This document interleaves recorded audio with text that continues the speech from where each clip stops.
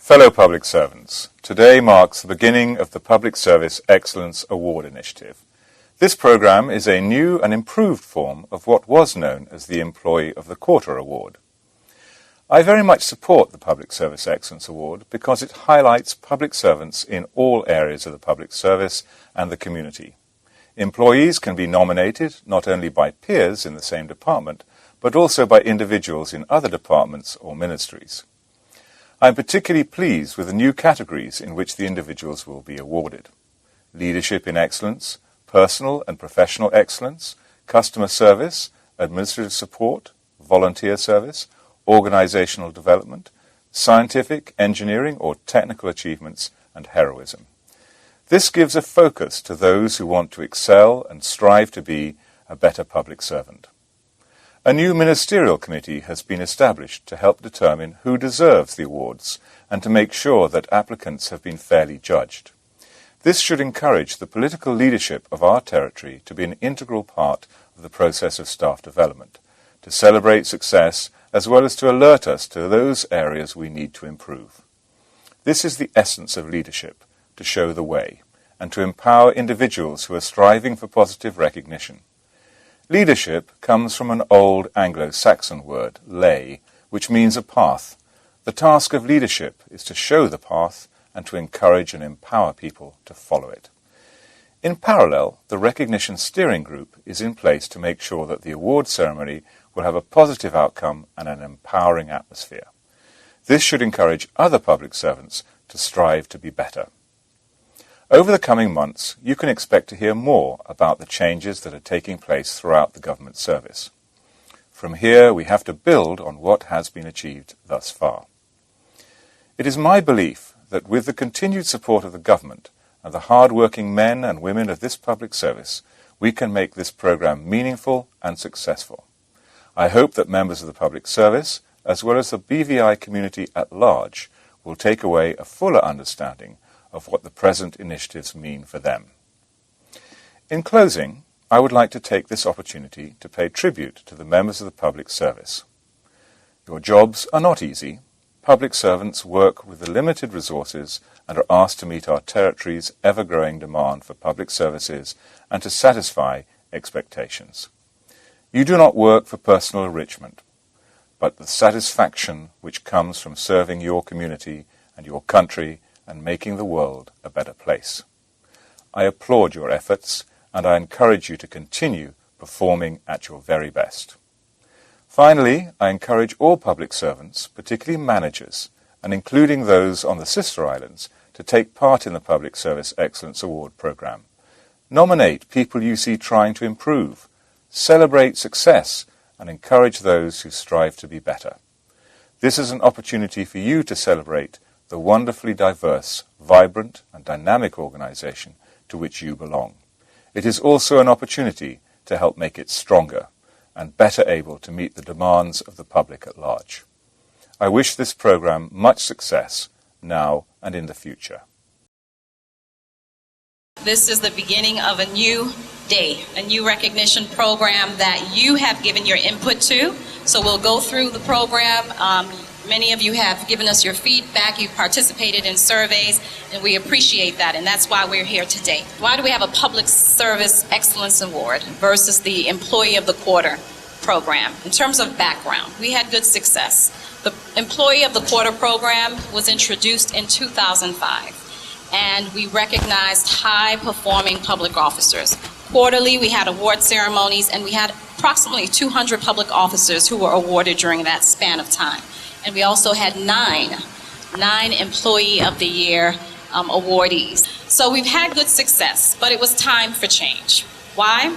A 2013 survey said to us that 40% of the participants wanted an improvement in the way that we recognize public officers. So it was time to inject some new energy into the program. Managers also said to us they wanted to have a greater voice in terms of who their ministry representative was. So we changed the process and we streamlined the recognition ceremony, and we also have enhanced the process. So we have now introduced ministry selection committees. The purpose of the Public Service Excellence Award, it aims to recognize high performers and improve employee morale. Obviously, when persons feel appreciated, when we commend them for a job well done, it will increase the morale within the public service, amongst other factors. This was a partnership, a collaborative effort. We listened to your feedback, and this program is our program. It's not the Department of Human Resources program. It's the Public Service program. What are the new features of the program? Ceremonies will be held biannually. Instead of quarterly, we now have biannual ceremonies, January and July. The first ceremony will be held in July of this year. There's an open nomination process across all ministries, departments, divisions, units. We have redesigned and developed the selection and criteria nomination process, and we have also introduced new award categories, which I will speak about in the next slide. Also, we recognize management. Previously, managers, oftentimes they weren't nominated, or they didn't want to compete with their staff. So we now have an opportunity to recognize permanent secretaries, heads of departments in a new category. Also, we have a recognition steering committee that will continue to have oversight of the committee, but most importantly, the ministry, within each ministry, you will select who will represent your ministry as an excellent employee. New award categories. Leadership in Excellence. Leadership in Excellence is specifically for permanent secretaries, heads of departments, deputy secretaries, and assistant secretaries. It recognizes managers and supervisors who exhibit specific leadership and management traits. Personal and professional excellence. For public officers who demonstrate outstanding level of accomplishment in furthering their ministry and department's objectives. Service to clients. This is one of the core areas for the public service. It's identified as a priority. That service to our clients drives everything that we do. So therefore, we are recognizing public officers who provide or foster a culture that nurtures excellence in service delivery.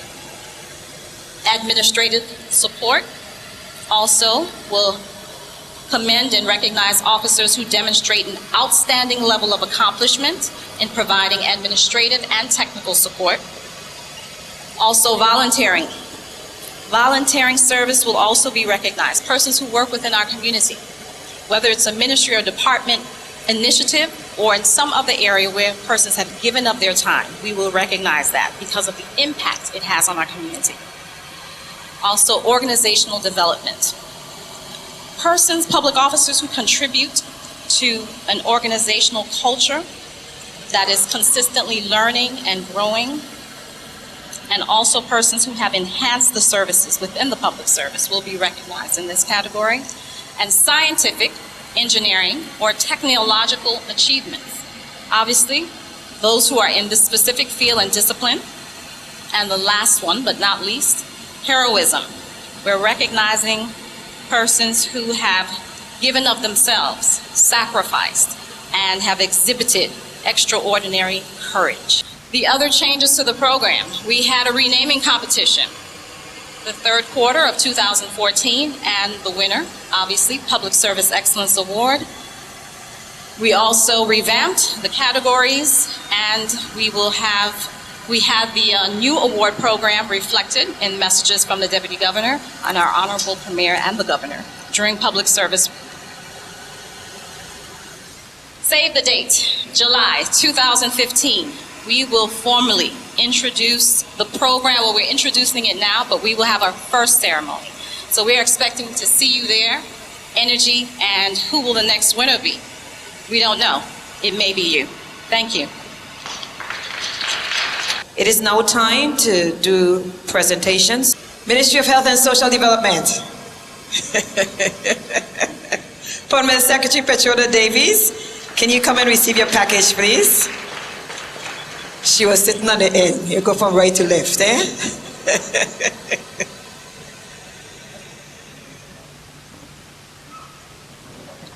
Okay.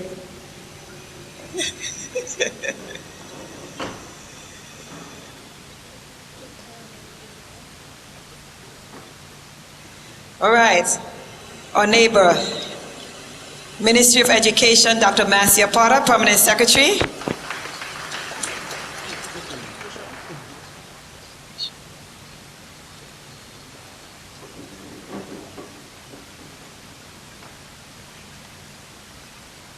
Natural Resources and Labor, Mr. Ronald Smith Berkeley, Permanent Secretary.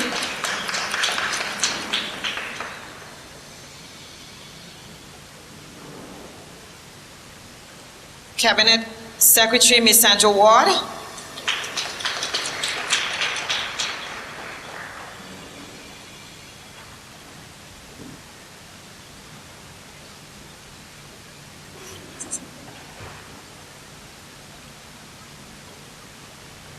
Premier's Office. I see Deputy Secretary Geraldine Ritter Freeman is here, so she will accept it for the Premier's Office.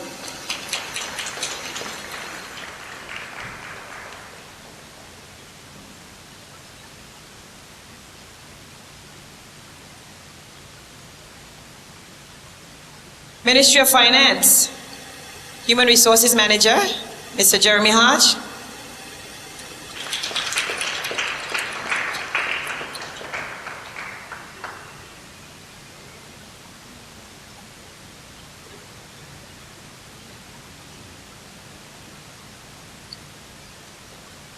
Ministry of Communications and Works, Deputy Secretary, Mr. Andrew Saint-Hilaire.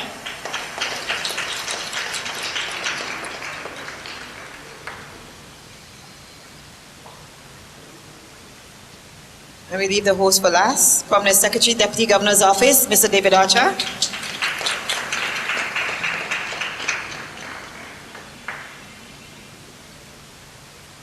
Thank you very much, Governor. Ms. Brown.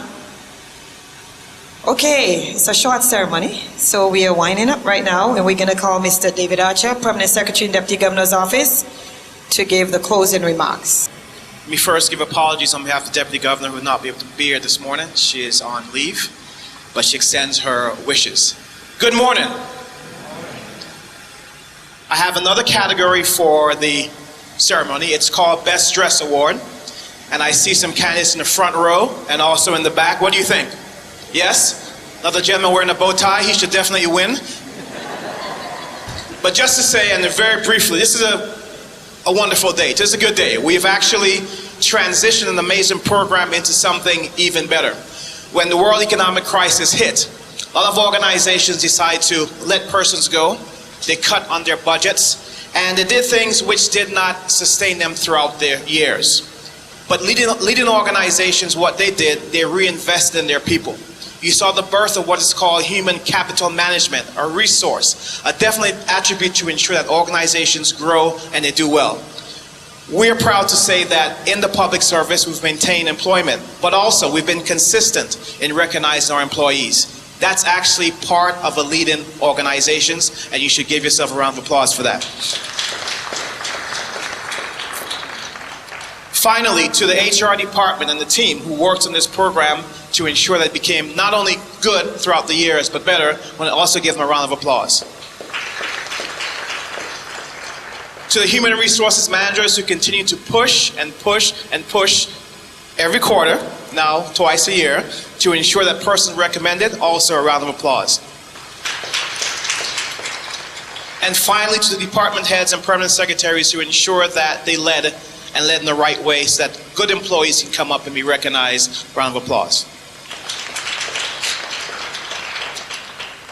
So I'll transition you now back to work, back to doing a great job, an awesome job, and also do well. Encourage persons around you, and let's recognize this program for its good intent, and let's support it. Thank you very much. Have a good day.